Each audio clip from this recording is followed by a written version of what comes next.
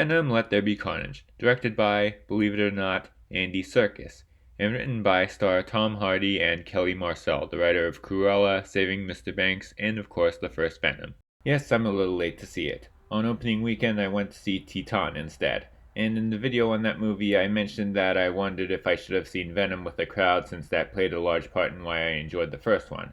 I saw this one with an after 4 weeks crowd, and while that was not as active, it was still enjoyable based on the movie alone. But no, I don't regret seeing Titan first. So, if you've seen the first one, you pretty much know what to expect here. That being said, this is an improvement over said first one. It focuses on that movie's strengths, which mostly involve the comedic elements and the chemistry between Tom Hardy and the symbiote. Apparently Venom wasn't exactly a humorous character, but now that he is, it's pretty good. And the idea to make this one mostly about the relationship between Tom and the symbiote makes for a very entertaining movie. Also, it has a good villain in Woody Harrelson's Carnage. He's a very intimidating presence and has a great evil personality. Unfortunately, the story does at times feel a little generic with quite a few superhero movie tropes. And there are a couple moments where it felt like it was a little too toned down to get that PG-13 rating. However, I do give it credit for being pretty straight to the point. At only 97 minutes long, it is short by modern blockbuster standards, and it feels like it doesn't really need to be any longer. This is the good version of what the first Venom was. This time, every time it's funny, it's on purpose. It's not on par with the best of the MCU or even the DC universe, but it's a decent enough substitute. Spider-Man, Spider-Man, does whatever a spider can, spins away.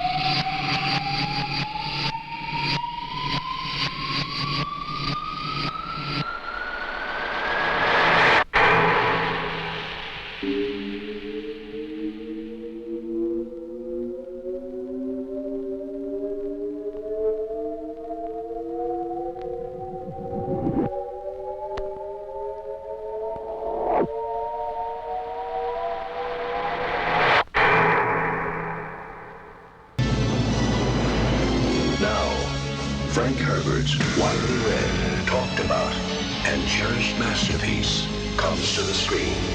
Dino De Laurentiis presents Dune, a world beyond your experience, beyond your imagination.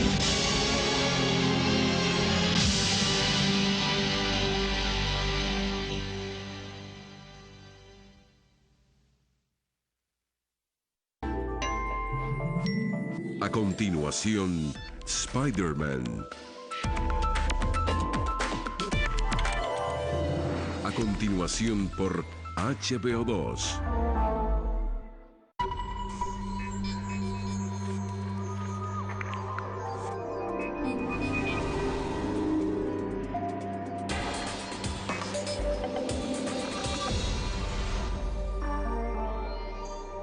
Dune, now in theaters and on HBO Max, is from director Denis Villeneuve and is based on the first half of the classic sci-fi novel with a reputation for being unfilmable. Okay, I'm gonna be straight up here. I'm not really as impressed as everyone else is. I did enjoy it, but it was definitely a disappointment for me. It's probably my least favorite of Villeneuve's movies. That being said, it looks amazing from a visual standpoint. You can hardly tell that it was so unfilmable. The effects, the setting, the action scenes, they all look incredible. What I was disappointed in was the writing. Like I said, it's only based on the first half of the book, so it's essentially half a movie, which I guess would be okay if not for the slow pacing. When I first heard this was only the first half of the story, I presumed that this was because there was too much story to fit in one movie. I have not read the book, but that would kind of support the idea of it being unfilmable. Another book-to-film adaptation to do this recently was It, except that book was over 1,000 pages long, and Dune is only a little over 400. Although in all fairness that is still longer than The Hobbit.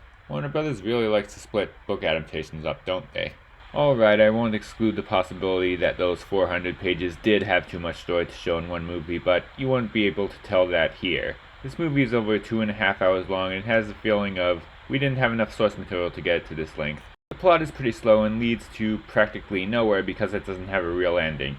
There's a part in the final scene where Timothée Chalamet's character is told, "This is just the beginning," and it feels like a fuck you to the audience. But the story is interesting whenever things are actually happening. And once again, this is a technical marvel. If you're a science fiction fan who doesn't mind having to wait a little for things to happen, you will probably like it. As for me, I will probably see the second half when it comes out, but I won't be too excited about it. Somewhere